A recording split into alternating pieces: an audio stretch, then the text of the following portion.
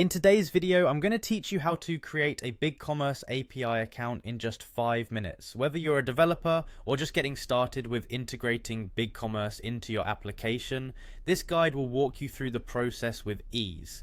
First things first, head over to the BigCommerce website. Once you're there, you'll want to look for the login button on the top right corner of the page.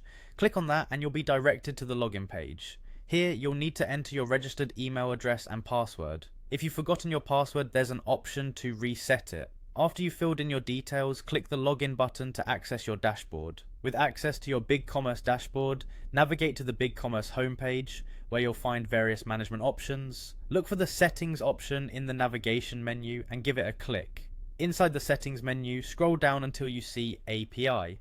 This is where you can manage your API accounts and settings. Next, click on Store Level API Accounts. This section will allow you to create and manage your API credentials. To set up a new API account, select the option to Create API Account. Here you'll be prompted to choose the v2, v3 API token from the options provided, ensuring compatibility with the latest version. Now it's time to name your API account. Choose something descriptive yet simple, something that clearly identifies the account's purpose. Once you've entered a name, you'll notice that the API credentials get auto-generated for you. This is a crucial part as these credentials will be used in the integration process. Now comes the step to assign OAuth scopes. Head to the OAuth scopes section, where you'll need to select the maximum permissions for all fields. This step ensures that your API account has full access to all necessary data and functionalities that you might need.